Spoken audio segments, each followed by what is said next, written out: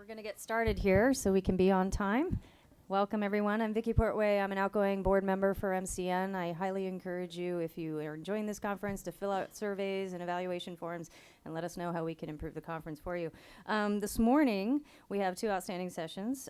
First, Becky Chen will talk about Storyteller mobile application and to accompany the World War I themed Love and Sorrow exhibition at the Melbourne Museum. Becky is formerly a multimedia producer at Museum Victoria and now a producer at Art Processors.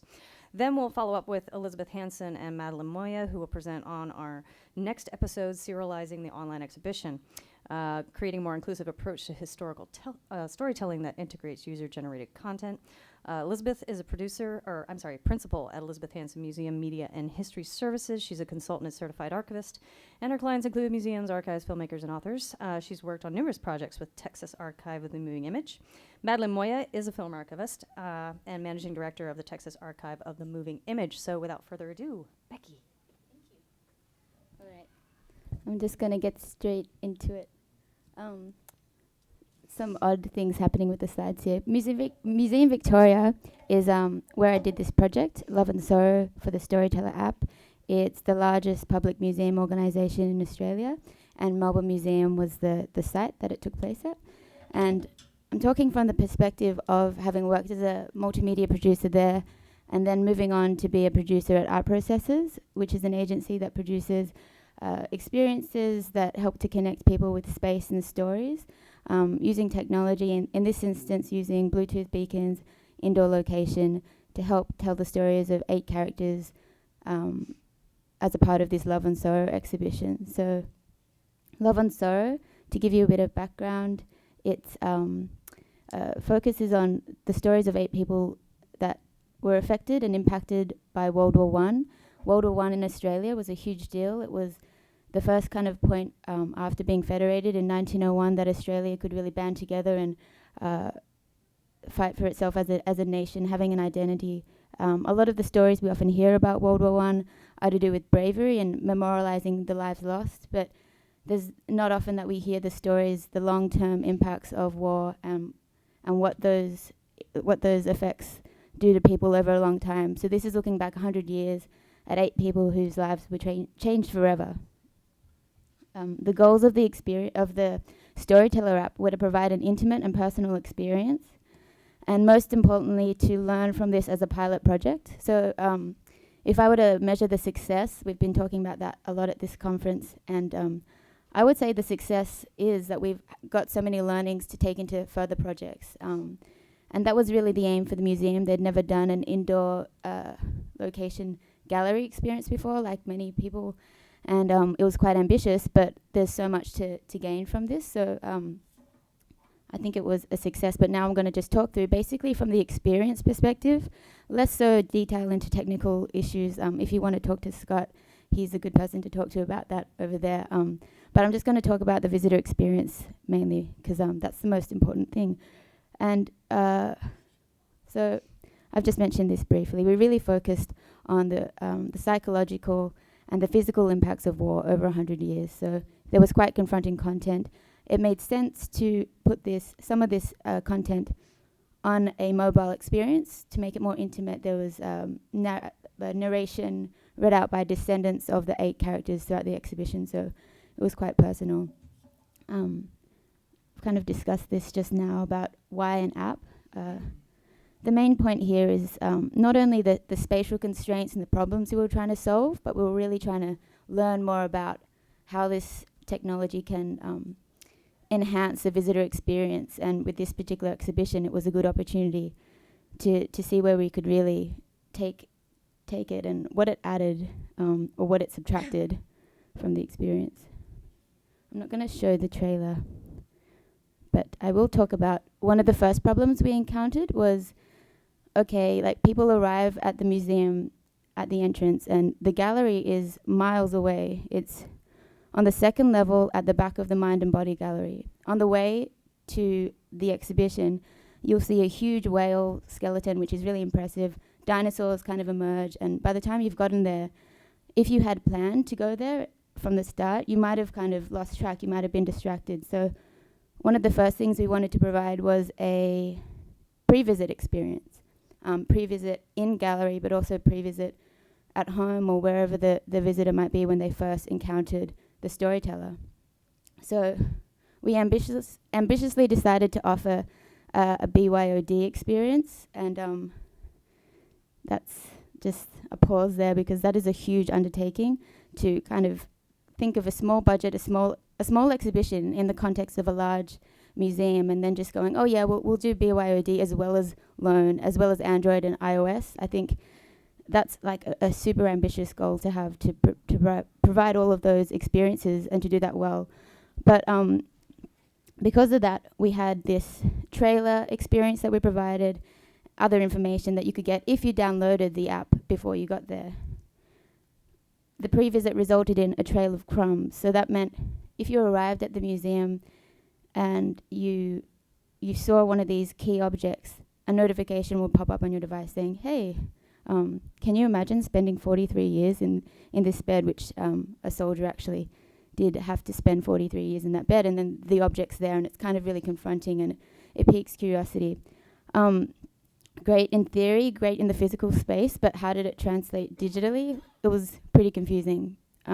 We couldn't predict at what point people would download the app, so they might have missed certain parts, or they might have already walked past parts, or they might have come at a different way. It wasn't always like a chronological experience for them as much as you can try and predict that, or a linear experience. So it kind of just became a little confusing. You needed the app, first of all, to get the whole experience. In-house devices were accessed after the first two crumbs, so there's already inconsistent experience there for people. We used iBeacons for this, which allowed us to use the native notifications, which is a different way that we notify people of content once they were in the gallery. We used custom beacons there that allowed us to just to tailor it more to the experience. But basically, there's a lot of different ways we're getting people to interact and to understand the information we're delivering them. And I think overall it was an inconsistent use case. It was a great idea, but when you download offsite, you get this, this, and this. When you download onsite, you get this. And then if you borrow an in-house device, you get something else. And it makes it really hard to perfect a really key experience when you're trying to provide too much from the first instance. So unless you can really test one and perfect it, I think it's probably safer to just get one thing right before you go, I'm going to do all this stuff. And yeah, then you also, it flows on into the resources and the staffing and all these other kind of implications that aren't very fun to deal with. Once you actually get to the gallery, so already I've spoken about all this stuff, and this is before the in-gallery experience has even happened yet. And that's the main thing, right? That's what we're trying to get people to get to.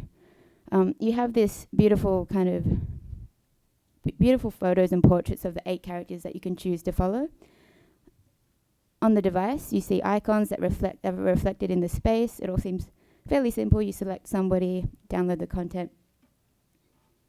So once you're in, there's a timeline and you can get content. If there's a letter, you'll hear narration of it being read by a voice, and the voice is of a real person that's connected to the character. So it's not actually a character. They're all real people. These are all people that have been found and researched until we could find a descendant for them. So it's quite powerful having that audio there. What's this? This is just like a UI kind of screen describing how it works. We don't need to talk about that. This is me in the space, demonstrating that the space was tight. You can't really see it so much in here. It's dark. There's lots of exhibits right up against each other. Not usually the way that we'd use beacons in that closer proximity, and provided a lot of issues as a result of that. If that space was filled up, someone mentioned in another session that the human body impacts signal strength. That's true, but it also impacts the way a visitor moves. So if they kind of saw that space is full, then they might move on to another place, and then that just breaks your whole chronology system. So I think chronology, like a forced linear narrative, also working with indoor location, they're kind of at odds with each other, but it can work, but you have to build it into the experience from the beginning. I just wanted to show this slide to show how much double up there was with the in-gallery and the Storyteller app. They were providing very similar things. It wasn't like we were saying, hey, you can only get this content if you have the app. We were like, hey, you can get more, or you can get additional stuff. And that's kind of a little vague for people to kind of interpret. They're like, oh, well, if it's additional, do I really need it? If I can find out about the people without that, then maybe I just want to do that. So just something to think about, like what's taking the lead in this experience. If you've gone so far as to put resources into the mobile experience, then kind of what is your visitor thinking? Are they able to make that choice clearly, or is it confusing? We had like Storyteller, we had other gallery multimedia, which involved people taking their headphones off, removing themselves from the device experience to engage in that gallery experience. So it's kind of like you're kind of pulling them in different directions.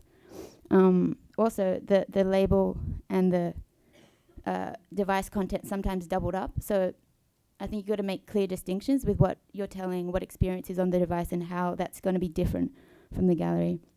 This is a floor plan. It's kind of like, like it's a linear pathway, and it's a very tight 250 square meter space, I think. And there's like a lot of content in that space. A lot. So not only is there like one story, there's 8 stories. So what I'm showing now, there's like 8 times that, and a lot of people want to see everything. So you put people in a difficult position because they want to spend time, but there's not enough time to see everything, or they feel like they've missed out. So these green dots represent just the one character's stops. And then we got a little more confusing, and this is now stops that kind of have a location, but they're not attributed to a character. This was like coming from taking the curator's content and trying to work it out. And then these red ones are like other stops that don't actually have a physical location. So they just kind of appear, and it's kind of hard to represent that. If you're training people to kind of look at something, oh, there's a letter, I can listen to the audio here. And then they walk through another space and they get this other thing. They're like, what am I looking at? Where does it link to? So this is the beacons that we used, which is for this size space, way more than we should, way more than we would recommend using. Yes, so there you go. Also, there's walls in between this, so a lot of testing, a lot of time. That circular shape is like an immersive experience, and we didn't want people to have any content whilst in that space. That was very difficult. I'm just going to say that. Okay, so all that stuff I just talked about different content, what did it look like in the UI?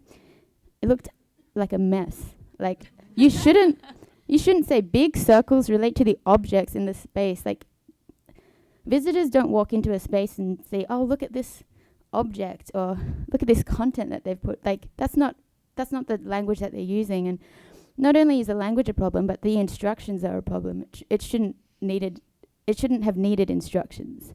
When you find yourself kind of having to do this kind of stuff or tooltips, I think there are other problems to address.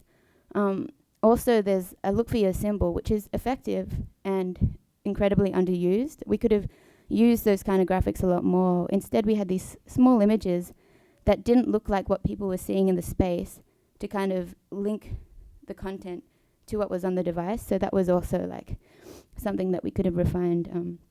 So in summary of that point, just over-categorizing is fine for you to do behind the scenes, but you don't want the visitors to see that at all. And they don't need to make those decisions. So that's just, I don't need to go into that one so much. If I could recategorize, I would have just put more of the personal content on the device and really leverage that for the personal experience so it's consistent all the way through. And you can still have those beautiful big images in the space, but then people are like, oh, I want to know more about that person's story. I'll look at my device. Should we hear some of the content just to... It's playing. It just takes a little while. Okay. Poppy to Maxie and Rose, Convalescent Depot, Luxor, 16th of December 1915. My dear Maxie and Rose, my dears, please don't be worrying your kind hearts about me. I am all right. Nearly 3,000 men and 20 sisters means very long hours and often jolly heavy work too. Personally, I'm as fit as possible and work was what I needed. I'm beginning to bust all me buttings. On the day of our disaster, Lorna and I hung on to the same piece of wreckage. But Lorna was not as strong as I am and simply couldn't do it. I held her on for a long time, and then she died of utter exhaustion not long before we were picked up. It was so dreadful. I was just able to hold up her face while she died, and then so soon I had to let her go. I couldn't hold her any longer, but it was the most awful thing having to let her go and seeing her little body float right away from me. Okay. Edith Popplewell, Convalescent Depot, Luxor, 16th of December. So that was an example of the kind of, you'd see the case and you get that content. It all kind of built up to this reveal at the end where the voices that you're hearing in your headphones appear on screens. The actual descendants that you're hearing from are talking to you. And that kind of was the key point and the most powerful emotional moment for the whole experience. So the good, this is some of the feedback that we received. And we have other like analytics and stuff, but I think this is the more important feedback. People took time to write at the end of the experience and type in these thoughts and comments. So when people got it, they were really moved by it and it really spoke to them. And then this is the bad side, which is actually Scott's dad completely non-biasedly wrote this about not being able to connect to the Wi-Fi of the 3G. Your dad to write a good review for you. You can't get anyone to write a Exactly. So Always send your parents to test your that's right.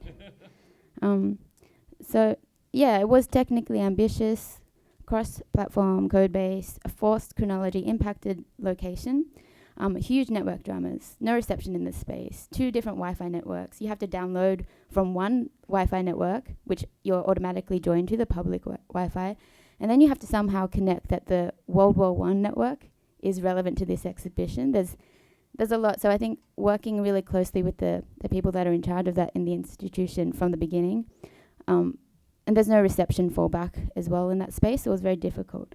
And this mainly impacts bring your own device. Loan experiences, you can control all that. Loan devices, you can control a lot more. But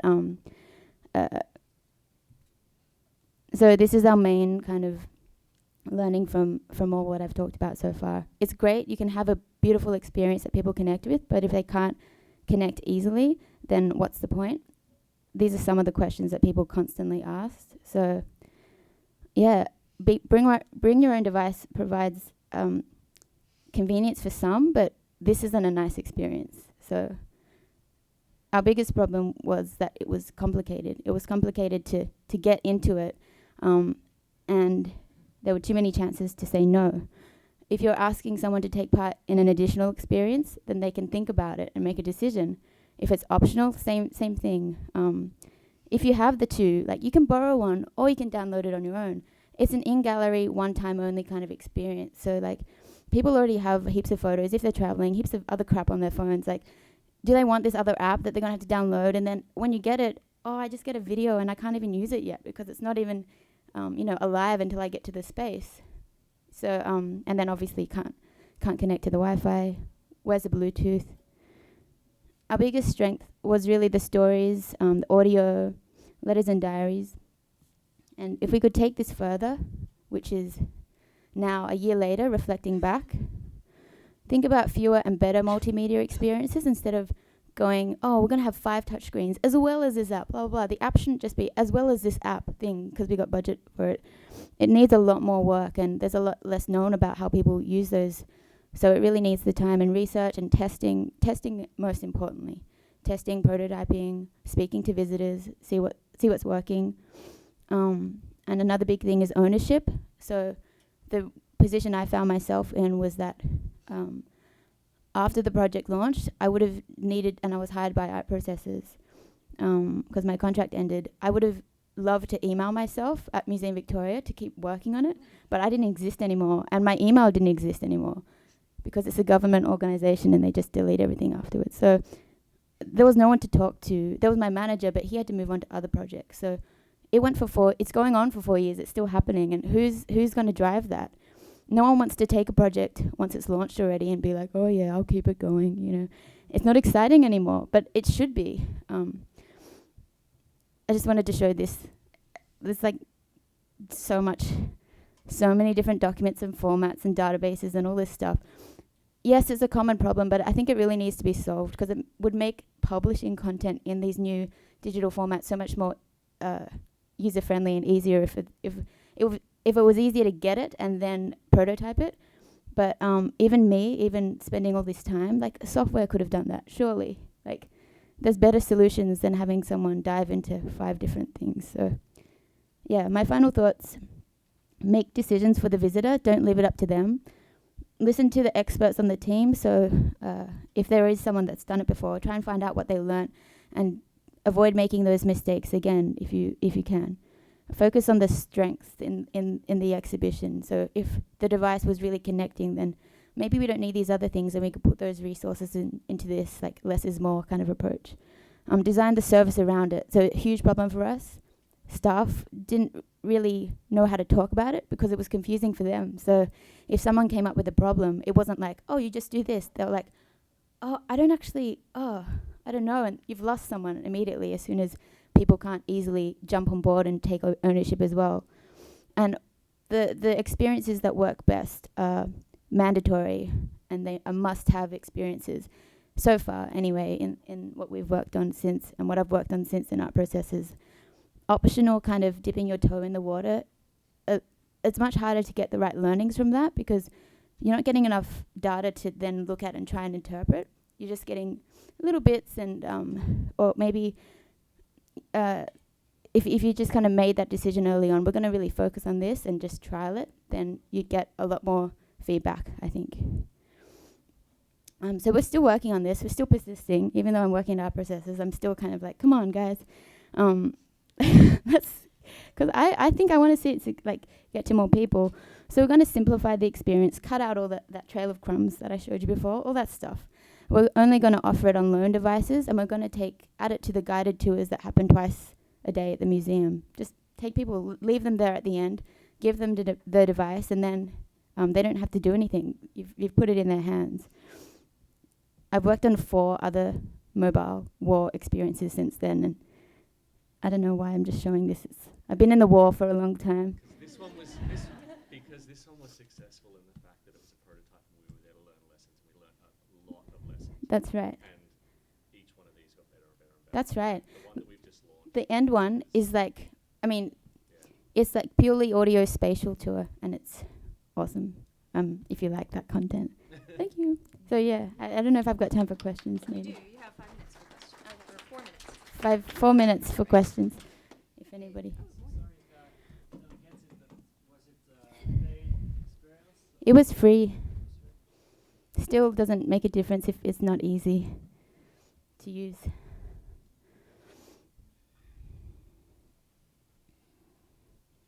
Well, I was first of all wondering about the 4 projects you showed there at the end. Is that content available on the website? So Can we hear that stuff?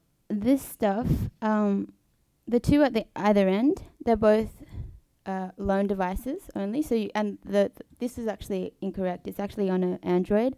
They got custom hardware built, and it's a Australian War Memorial audio spatial experience for one of the galleries, and it was a pilot project for them too.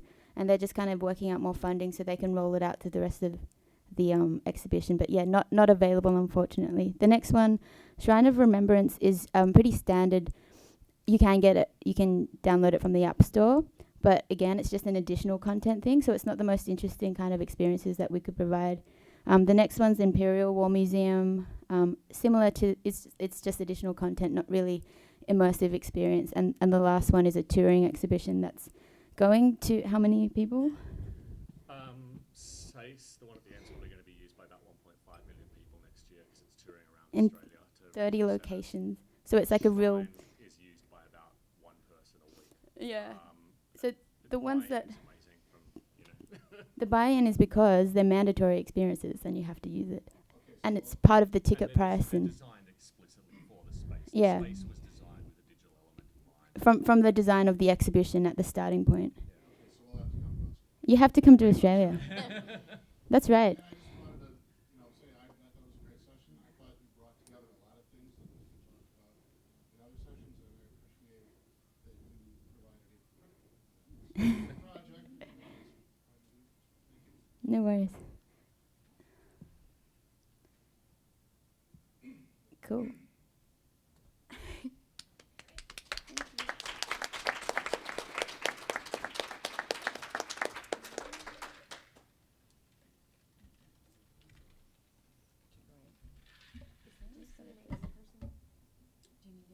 Well, I think that the audio needs to be turned up. The connector. I can probably turn it up. Oh, thanks. I know how to operate a mixing desk. How to work the board.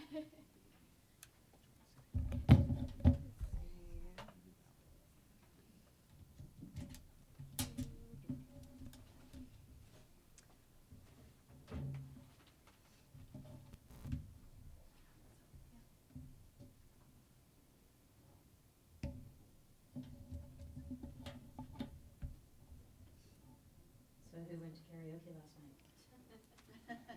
Oh, the brave people. What'd you sing? The song list was really terrible. Becky, what did you sing? I sang Shaggy. Oh, yeah.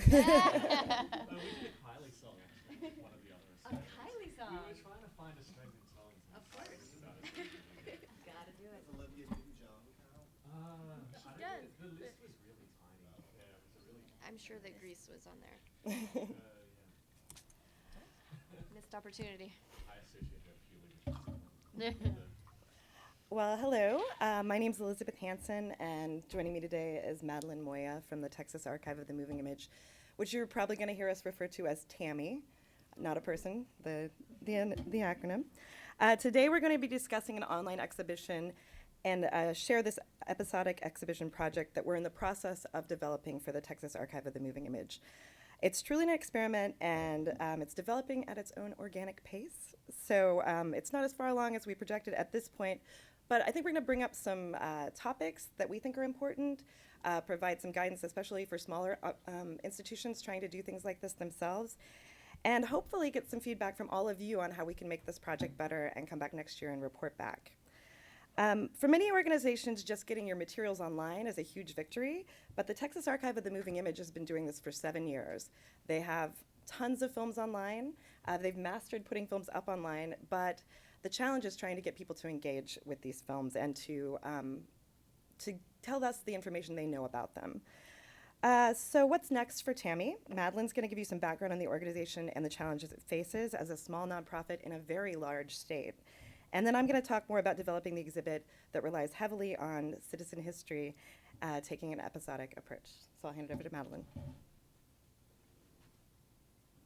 Sorry. Thanks, Elizabeth. So, the Texas Archive of the Moving Image, Tammy, is an independent nonprofit that works to discover, preserve, provide access to, and educate the community about Texas's film heritage. Tammy's collection includes home movies, amateur films, advertisements, local television, educational films, and industrial productions, just to name a few. While we do have some Hollywood productions in our collection, Tammy kind of represents the other side of film preservation, the non-cinema side of the field. Hollywood films are typically preserved by studios because they can make money. All of our materials are destined for the dumpster or have been sitting in a closet or garage for many decades. As many of you likely know, films and videotapes are not made to last. Over 50% of Hollywood movies made before 1950 are now considered lost, and for Texas-produced material, the statistics are estimated at closer to 90%. Film and videotape are susceptible to humidity and heat, which are two staples of Texas's climate. So we have a big job at Tammy. Our main project is named the Texas Film Roundup. It's a partnership with the Texas Film Commission, and it's a traveling program that takes us around the state to collect Texas-related films and videos and provide free digitization services to museums, historical societies, libraries and special collections, and to Texas families. We target 3 communities per year. We try to visit different regions of the state in an attempt to represent the entire state, which is a very daunting task in a state as large as Texas. During a roundup, we partner with a local library, museum, or historic theater to host the event. We kick it off with a film screening, which you can kind of see here, like we did Bonnie and Clyde in Abilene. And then we set up for 3 days in the lobby or in a room to serve as a drop-off point for people to bring us their film and video collections. We take the original materials back to Austin with us, digitize them for free, and then return the original materials along with a digital copy. And in exchange, we get to keep a digital copy for our archive and to put on our website and for other educational purposes. Texas related is how we define the materials that qualify for the program, and we loosely define that as made in Texas, by Texans, or about Texas as a subject. Though it is controversial within the film archives field, as traditionally film preservation means making a new photochemical preservation print of a film on celluloid, we're approaching preservation by giving the public new access to the content of these films and videos on obsolete formats. Outside of the collections of a few producers and a couple of news collections, we don't keep the physical objects after digitization. We also don't have a physical space in which people can come either view films or view exhibits, and we rely on partner organizations for screenings. So the structure of our organization makes us a unique kind of collecting institution. We're not really a museum, don't kick me out, and we're not really an archive, but rather a hybrid organization whose main face and primary way of reaching our audience is our website. To date, we have digitized more than 30,000 items at Tammy, 3,500 of which we have on the website. So we have a pretty robust collection to work with, but we really have to go through a process of discovery once we have the films digitized. Many times we receive materials where there's little to no information about the content of the films. If it comes from an institution, a lot of times the films were accessioned as part of a larger paper collection, and staff is reluctant to touch films because they weren't trained to handle film, they were trained to handle paper. So they just kind of get put on a shelf and no preservation work is done, and then there's employee turnover, institutional knowledge is lost, and there are those films still sitting there when no one knows what's on them. And with home movies and family collections that come in, many times an older generation filmed, made the films, and then children or grandchildren discover them in the attic, the barn, the closet, and they bring them to us with no idea what we may find after they're transferred. So our cataloging team has a really big challenge a lot of the time trying to identify the places, events, and people that are captured on those videos. And while we have been successful at identifying some really fun family scenes, some community events, some really historical scenes, and some previously inexplicable industrial films, it's a very time-consuming process. The films must be cataloged and described in real time, and we have to stop and figure out where they are, what they're doing during the cataloging process for each film. The number of visitors to our website does grow each year, and we consistently have 2 to 3 million visitors to the site annually, which we think is great. But we have yet to really master engaging the user. Bounce rates are high, and we get a fair number of comments, but user feedback and information contributions are low. And we're trying. I'm going to show you some things we've tried. First, we have Tammy Tags. This is a tool we developed so that people could identify landmarks or people that they see on screen while they're watching a video. These are the Tammy Tags over here. So once the tag is created, you can click through to the time in the video where the information appears. And while the function of that tool is not working right now. Houston, there we go. So much. Oh, this has sound, so I'm going to stop it. While the function of that tool was actually pretty far ahead of the curve for our field when it was created, the interface is really clunky. It's not intuitive at all. You have to go down here, see that it says Tammy tagging, click on it, and then this just looks awful. You have to, have it playing, and you have to select a beginning time and end time, and then here you have to enter the information that you see, and then you have to hit tag. It's just way too many steps. It's really complicated. We haven't seen it done better, honestly, but it's just not working. We don't get a lot of these in the first place, but then a lot of times when we do, people either didn't know how to capture the time code. I can't figure out why. I mean, it's so easy. Or they don't understand where to put their descriptive information. So we get a lot of empty tags that we can't use. We actually have gone back and started adding these tags ourselves because there were so many videos with just a big empty box next to the player, so it looked bad, and it's a waste of really valuable space. How do we get back in here? Yeah, there we go. Later, we created this mystery feature named a monthly feature named Mystery Video, to try and generate excitement and get people involved in the behind-the-scenes process of researching these films. We also, of course, wanted to get some information from people. We try to select films that are well shot and intriguing, but 98% of the time we just get zero response. So even whenever we put just one film in front of followers instead of 3,000 films on our whole website, crowdsourcing is still a challenge. We've only had real success with this once, and that was here with this Rancho Twirl film. A Houston Chronicle reporter contacted us and asked if she could write about it, which we said, yeah. And we ended up with a fully described video. We found out that this was Woody Wooderson's Rancho Twirl camp, and that Woody Wooderson actually makes an appearance at the end in a really flamboyant performance.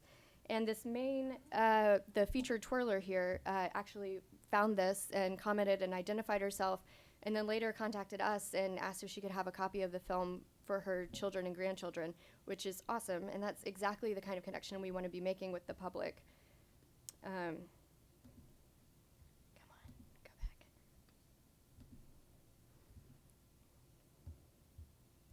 There we go.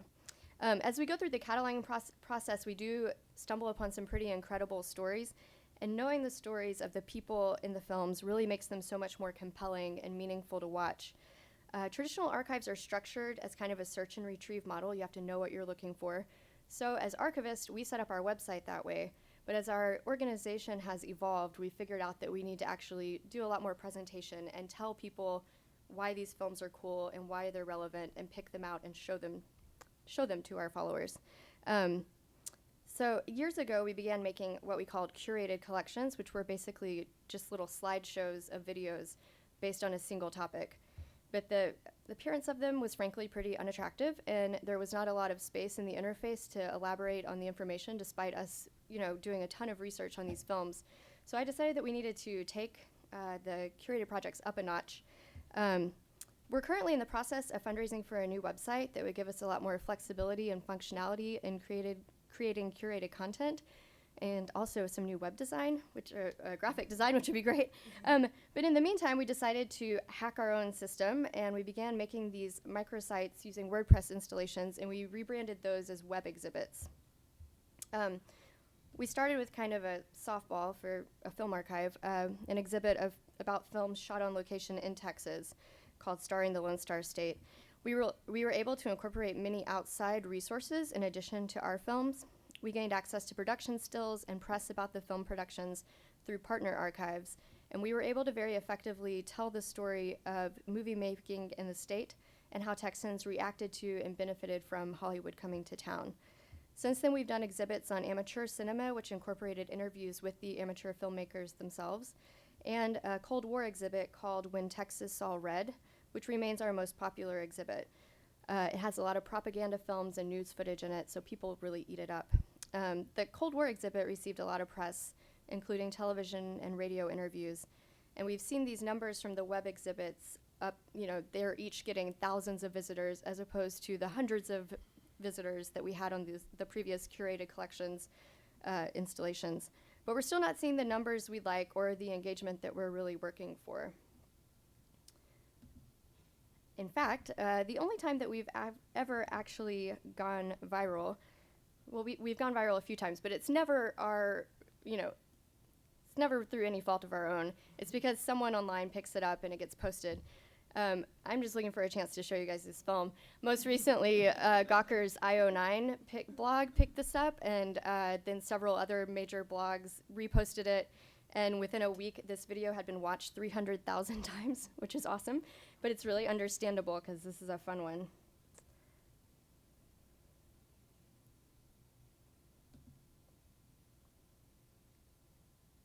It's supposed to, there we go. IO9 called this the most shameless Star Wars ripoff that's ever existed. It's an industrial production for a wine company, and it was made by a Dallas production house in Dallas, or a Dallas production house.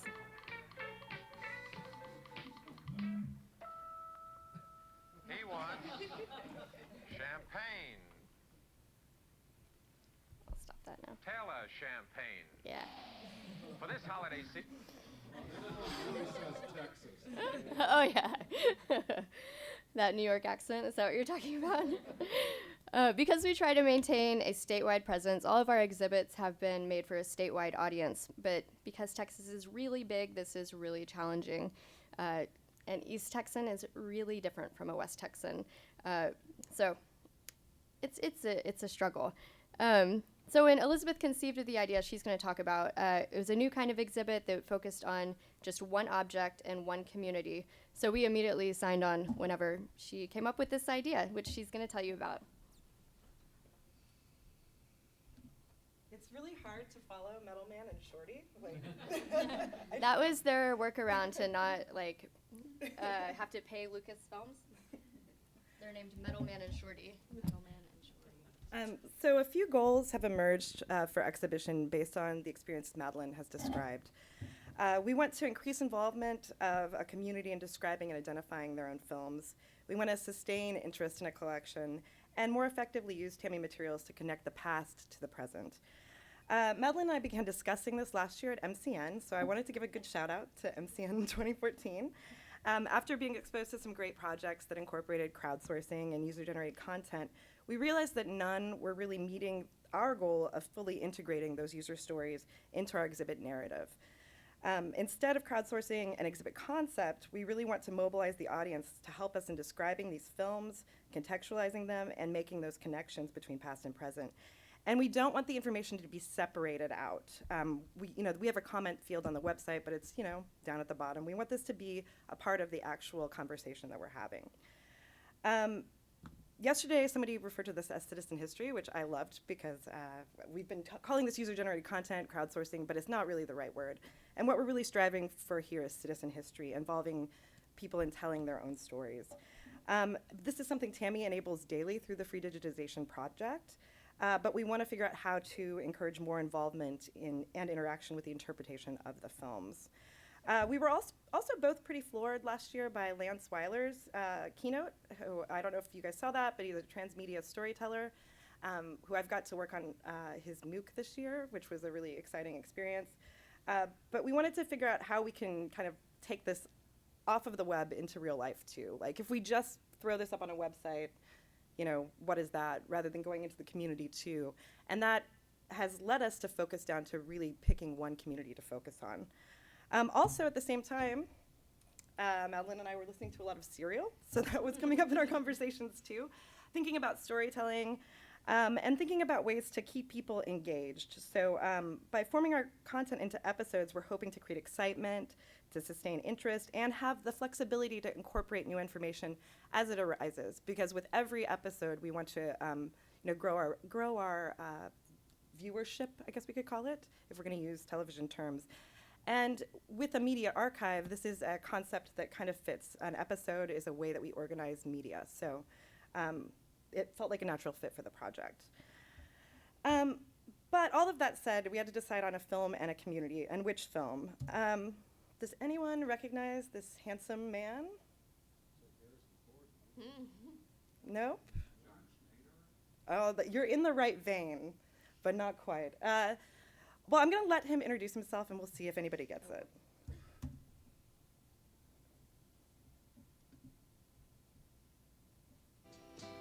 Well, long ago I heard a song about a Texas cowboy and a girl, and a little place called Roses where he used to go and watch this beauty world. Ah, yes, Roses. This old place brings back a lot of memories.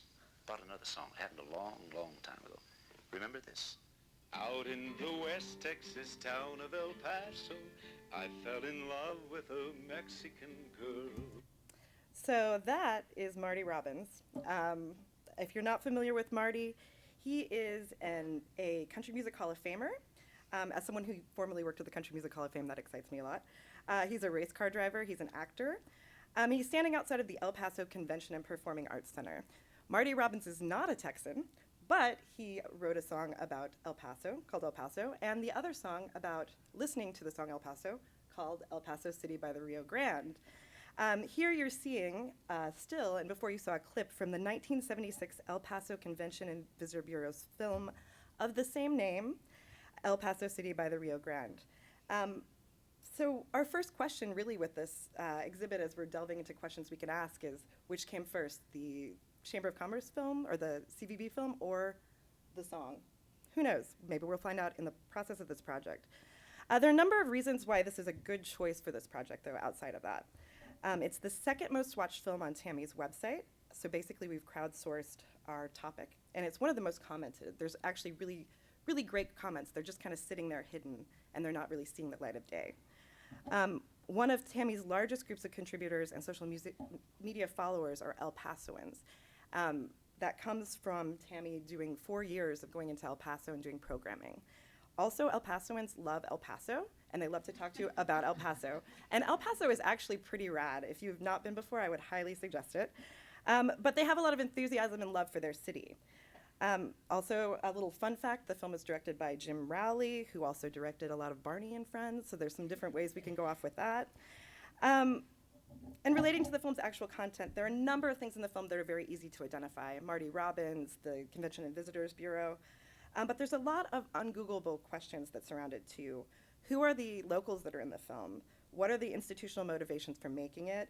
And what was it like to watch it debut at the Sun Bowl in 1976? We can't answer those questions ourselves, but that knowledge lies somewhere in El Paso, hopefully, for us. One last reason, I love to make a pie chart, and I cannot promise you that this pie chart is entirely accurate.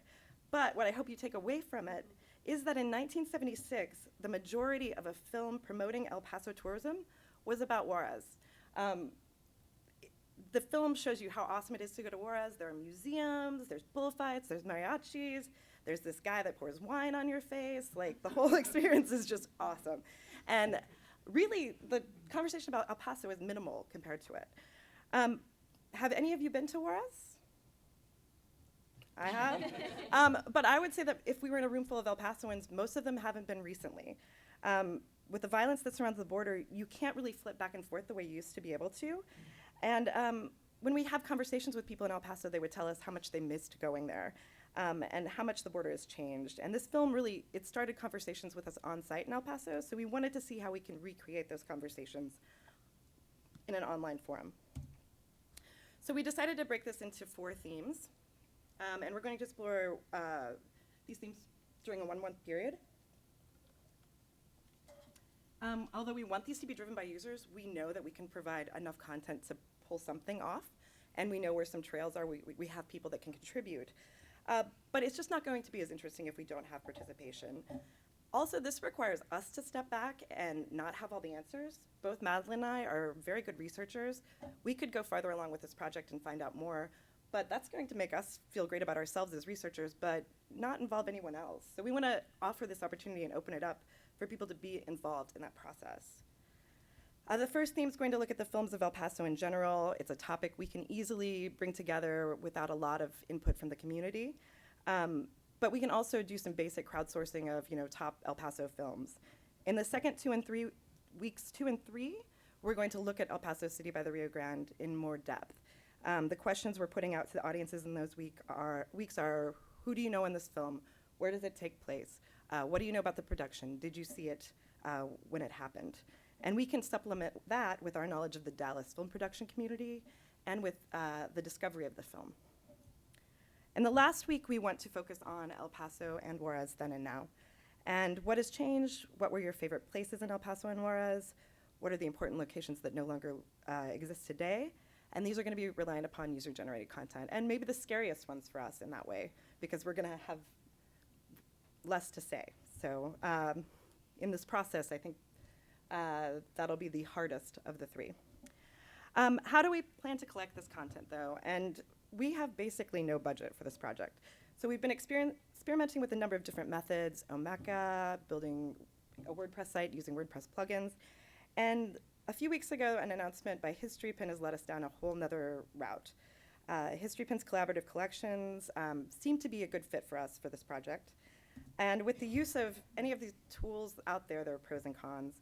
For pros to HistoryPin, we've got something that's easy to use, free. It operates in a system that already has potential contributors. It's an exhibit unto itself, and it will be our base exhibit, but allow us to curate out information for our own website. A con is that it can't use our embeddable player, but the WordPress plugin we're using now, we have to do a workaround with too, so it's kind of a fault of the embeddable player itself. It's not our site, and this can't be embedded into WordPress, so we're going to have to think about how to present it in a different way. But it's not the only collection method we're relying upon. We'll be using a hashtag so we can promote this across our different social media platforms, and also a Google not answering service, but voicemail, so that our older users who are less tech savvy, many of our contributors of films would fall into that category, will feel comfortable with submitting audio. Going back to on the ground and off the web, which actually, I didn't know you had these photos, Madeline, but these are the one of Madeline up there and the one of Afshin down here are actually from El Paso when they were collecting films there. So we've done a number of film roundups in El Paso with the Plaza Classic Film Festival. We've been there 4 times, collected hundreds and hundreds of films. Thousands, probably. And have context for a lot of people. So when going back and going on the ground, we'd love to really make that part of this really large. Budget is going to affect that too, but we know that we have a great partner in one of our board members hosts a weekly film show called On Film on NPR. So we're hoping to use that to help promote this weekly project, as well as creating a partnership with the newspaper that has covered us well in the past. And also doing film screenings with the Plaza Film Festival. It'll be a location where we can be on site trying to collect information, as well as sharing information back.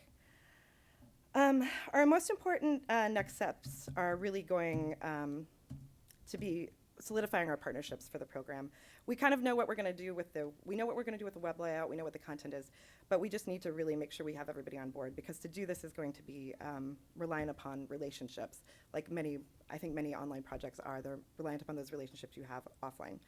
So we're working on that, and also starting to experiment with our collections with the El Paso contributors that we already have. It's one of the largest groups of contributors Tammy has ever had. So we have hundreds of people that we can ask to participate in our early testing. And this is where I want to hand it over to you. What suggestions do you have for us? What tools are we missing out on? What other projects are doing things like this? How can we refine this and make this project better?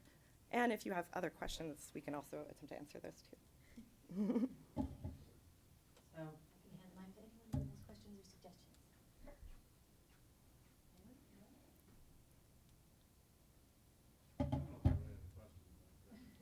Comments are fine too. I just think this is really exciting. As they say in Texas, I tell you what, I had never heard of your site, and I'm going to be a user. Good. Yay. Probably today. It's so exciting. And I love the idea of getting the users to identify stuff in movies. I've been thinking about that for years over for the Minnesota Historical Society. We have substantial moving image collections. One collection in particular is the KSTP News Film Collection, most of which is from the era when, the stations were sending guys out with 16mm cameras to shoot stuff. And for years now, years ago, when I was digitizing some stuff, it occurred to me that, it's just like any time someone points a camera at something and turns it on, they're documenting what they intended to document, but they're also documenting all this collateral stuff that they didn't intend to and probably were not even aware that they did. And it's just been there for years, and it's just such a cool idea. Yeah, that's to identify that stuff. So. Another way that you guys have been successful with identifying things is working with graduate students on some of these mystery films. Like there was a film called Murder.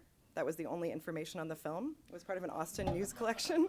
And it was a footage of like a dirty rope in like a room in like the outside of a house. But students were able to go back and find, by dating the film through like the actual film stock, go back and find what it related to and find the house. So we can delve into these things a lot, but I think that, and I know I have this problem when we were looking for mystery films, I would be like, well, I know where to find that information.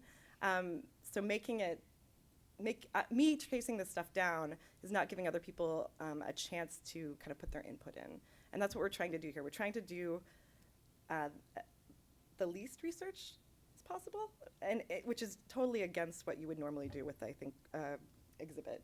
We're trying to step back and let it kind of evolve. And if we have to do that, yeah, and we if we have to do it, we will. And we know kind of where those things are, but we just want to like let's see what happens.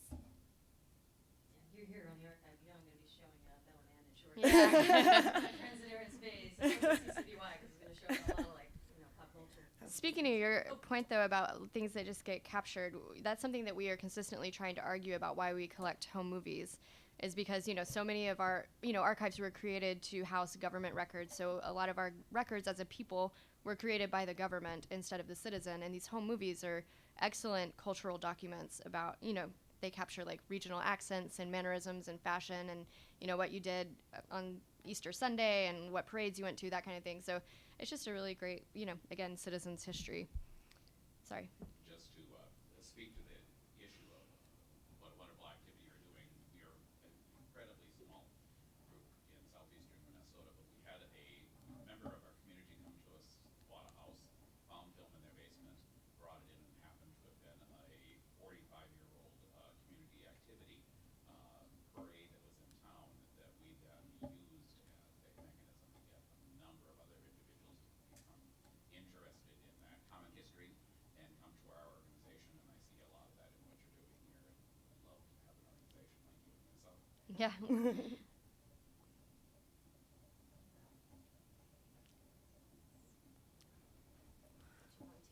Are you going to harass me about a history pin?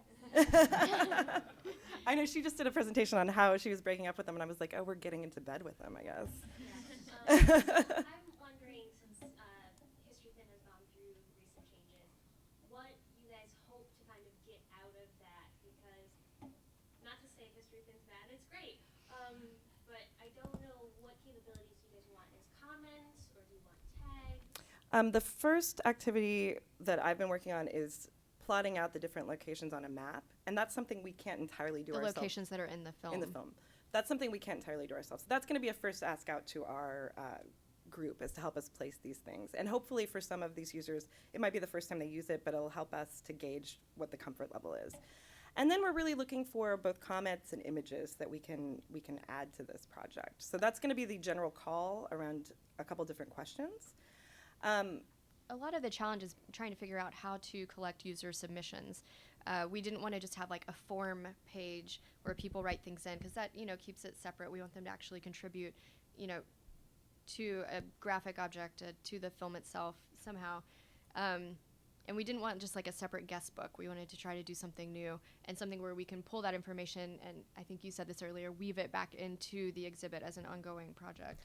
And I know relying upon a proprietary thing like History Pin can be a mistake. They could close down tomorrow. Hopefully they won't close down until after we can get the information we want out of it and use it for the exhibit.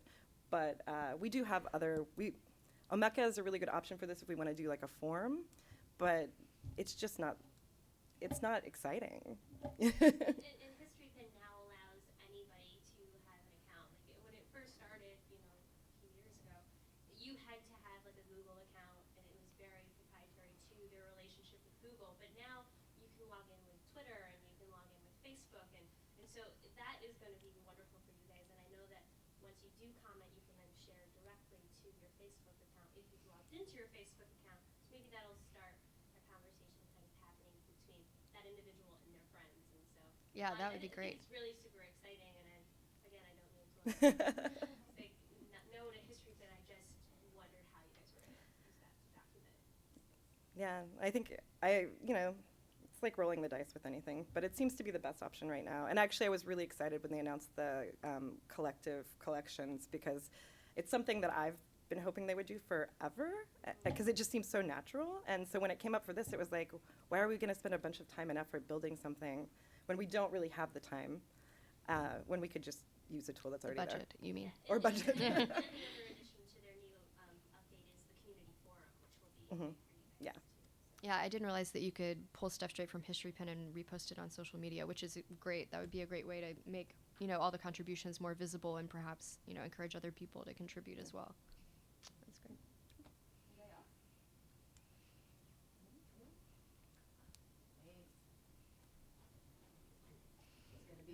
I know. Well, I actually just like to hear a little bit more about the comment that was made about the. The comment that was made about the archival perspective of you knowing what you're looking for, you're going in and finding it.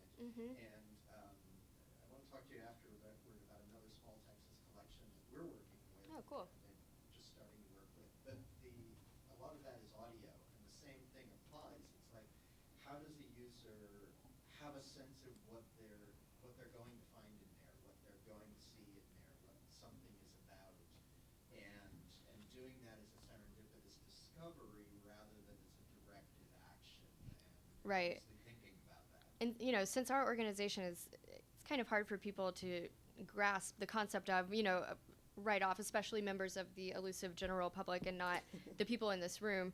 So once they get to our website, having to know what to look for, I think would be kind of a challenge because, how do you search a home movie of a fiesta parade or something? You would have to know that exists in our collection.